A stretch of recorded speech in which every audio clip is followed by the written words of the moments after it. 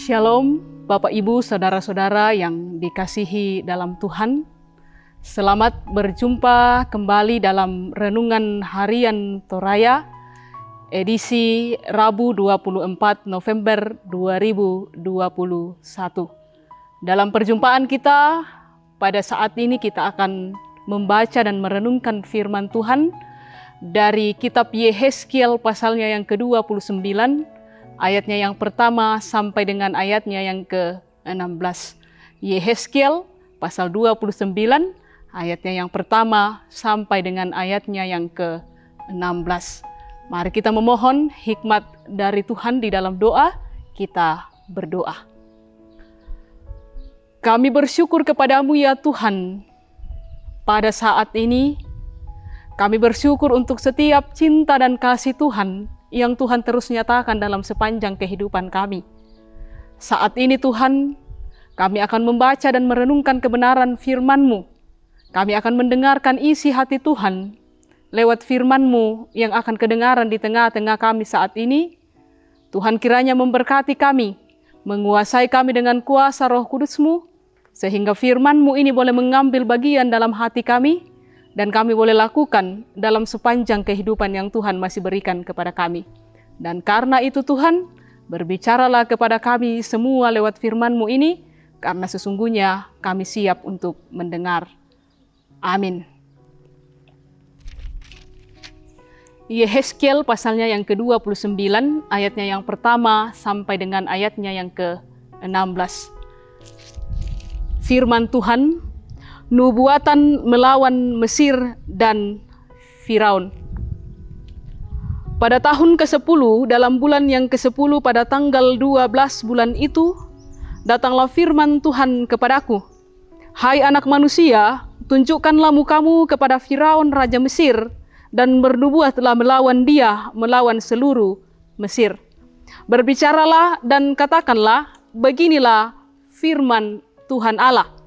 Lihat aku menjadi lawanmu, hai Firaun Raja Mesir, buaya yang besar yang berbaring di tengah anak-anak sungaimu, yaitu Nil, dan yang berkata, sungai Nil aku punya, aku yang membuatnya, aku akan mengenakan kelikir pada rahangmu dan membuat ikan dari anak-anak sungaimu berlekatan pada sisikmu. Aku akan mengangkat engkau dari tengah anak-anak sungaimu dengan segala ikannya yang berlekatan pada sisikmu. Dan aku akan melemparkan engkau ke padang gurun. Ya, engkau dengan segala ikan anak-anak sungaimu. Engkau akan jatuh di padang dan tidak akan dipungut atau dikubur. Aku memberikan engkau menjadi makanan binatang-binatang liar dan burung-burung di udara. Dan semua penduduk Mesir akan mengetahui bahwa akulah Tuhan.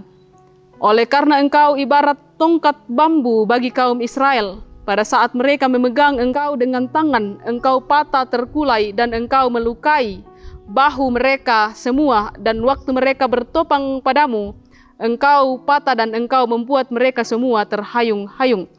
Oleh sebab itu, beginilah firman Tuhan Allah, sungguh aku mendatangkan pedang atasmu dan melenyapkan manusia dan binatang daripadamu, sehingga tanah Mesir akan menjadi sunyi sepi dan menjadi reruntuhan, dan mereka akan mengetahui bahwa akulah Tuhan.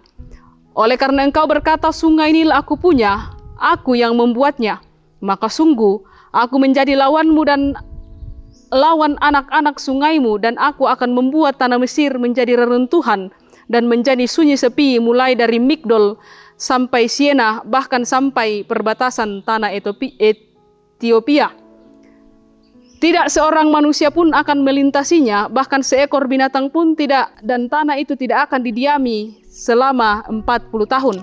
Aku akan membuat tanah Mesir menjadi sunyi sepi di tengah negeri-negeri yang sudah dimusnahkan, dan kota-kotanya akan menjadi sunyi sepi di tengah kota-kota yang diruntuhkan selama 40 tahun.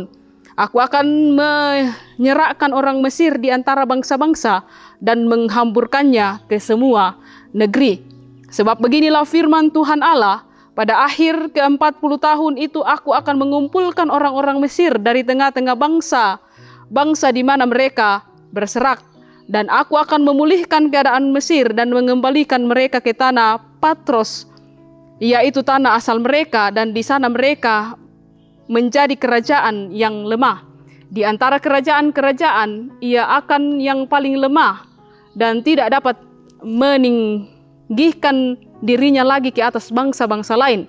Aku akan membuat mereka begitu lemah sehingga mereka tidak akan memerintah bangsa-bangsa lagi. Dan bagi kaum Israel, mereka tidak lagi menjadi kepercayaan yang mengingatkan kesalahan Israel kalau Israel berpaling kepada mereka untuk meminta pertolongan. Dan Mesir akan mengetahui bahwa akulah Tuhan Allah. Amin. Firman Tuhan yang dikatakan berbahagia bukan hanya ketika kita mendengar, tetapi ketika kita mampu memperlakukan firman itu dalam kehidupan yang Tuhan masih berikan kepada kita semua. Yesuslah Raja andalanku. Yesumo tudatu ku posatuan. Bapak Ibu Saudara-saudara yang dikasihi dalam Tuhan, mengandalkan kekuatan materi, kecerdasan, atau bahkan sesuatu yang lebih pada diri, itu yang wajar saja. Akan tetapi perlu disadari bahwa semua itu ada batas dan masanya. Terlena pada pengandalan akan sesuatu yang sifatnya panah dapat membawa kehancuran pada masa yang akan datang. Nabi Yehezkiel diutus untuk menyampaikan nubuatan akan kehancuran kebesaran Mesir. Dalam bagian pendahuluan kitab Yehezkiel dijelaskan tentang hubungan Mesir dengan Yehuda dalam rangka menghadapi Raja Babel, namun ternyata Mesir tidak bisa diandalkan. Mesir diibaratkan seperti tongkat bambu bagi orang Israel. Dengan pengandalan itu, Mesir telah membuat Israel jauh dari Tuhan. Kejayaan Raja Mesir telah membuatnya menyombongkan diri. Itu awal dari kejatuhannya. Ia menyangka bahwa dialah yang membuat sungai Nil. Dan itu berarti melawan Tuhan pencipta semesta. Atas kecongkakannya, maka Tuhan akan mendatangkan hukuman kepadanya dan membuat tanah Mesir akan menjadi reruntuhan dan menjadi sunyi sepi. Maka mereka akan mengetahui bahwa Tuhanlah sang penguasa atas semesta ini. Mesir merupakan lambang kekuatan dan kejayaan pada zamannya. Tetapi apa yang tampak di mata manusia bukanlah kekuatan sebenarnya. Allah adalah sumber kekuatan sejati yang kekal, abadi dan tak terhingga. Kehadiran Allah yang Maha Kuasa sungguh dinyatakan di dalam Yesus Kristus yang telah mengalahkan kekuatan manapun, terutama kekuatan maut. Dialah Raja yang memerintah selamanya, sehingga barang siapa yang mengandalkan Dia dan yang percaya dengan sungguh akan beroleh hidup yang kekal dalam kerajaannya. Amin. Mari kita berdoa. Kami bersyukur ya Tuhan untuk firman-Mu yang boleh kedengaran di tengah-tengah kami pada saat ini. Ya Tuhan, kami mohon kepadamu, biarlah Roh Kudus-Mu yang akan terus menguasai hati dan pikiran kami, sehingga firman-Mu yang kedengaran di tengah-tengah kami saat ini tidak berlalu begitu saja, tetapi dapat menjadi pedoman bagi kami di dalam menjalani kehidupan yang Tuhan masih berikan kepada kami.